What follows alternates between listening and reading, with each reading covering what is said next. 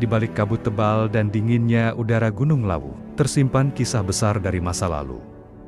Sebuah cerita yang menyatukan legenda, spiritualitas, dan sejarah tentang akhir kejayaan Majapahit, kerajaan besar yang pernah menguasai Nusantara. Disinilah, menurut kepercayaan masyarakat Jawa, raja terakhir Majapahit memilih menghilang secara spiritual. Gunung Lawu menjadi saksi bisu peralihan satu peradaban menuju zaman baru. Sekitar abad ke-15, Majapahit mulai goyah. Kerajaan besar yang dulunya disegani dari Sumatera hingga Maluku, pelan-pelan kehilangan kekuatan.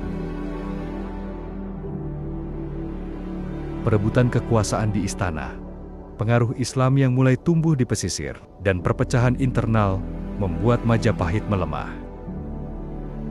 Dalam kisah tutur Jawa, Prabu Brawijaya V, sang raja terakhir, memilih meninggalkan istananya.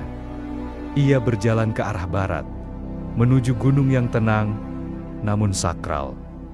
Gunung Lawu. Gunung Lawu bukan gunung biasa.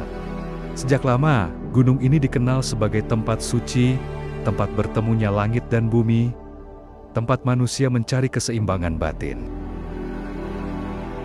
Disinilah Prabu Brawijaya bersemedi, meninggalkan dunia politik dan kekuasaan dalam keheningan hutan dan suara angin. Beliau diyakini mencapai moksa, menyatu dengan alam dan kembali ke asalnya. Sejak saat itu, masyarakat menyebut beliau sebagai Eyang Lawu, penjaga gunung dan pelindung alam sekitar. Di lereng barat Gunung Lawu berdiri dua candi yang menjadi saksi zaman, Candi Sukuh dan Candi Cito. Gaya arsitekturnya sederhana, namun syarat makna spiritual. Reliefnya menggambarkan perjalanan manusia menuju kesucian, mencerminkan ajaran kejawen dan sisa ajaran Hindu yang hidup di akhir masa Majapahit.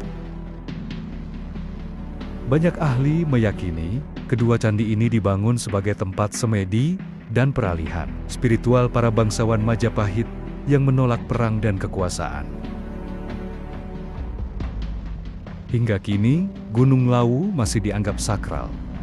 Ribuan pendaki dan peziarah datang setiap tahun, bukan hanya untuk menaklukkan puncaknya, tapi juga untuk ngalap berkah dan mengenang leluhur.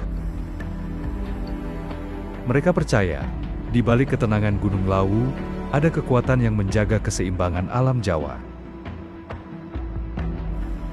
Tradisi Majapahit tak sepenuhnya hilang. Ia hidup di doa, di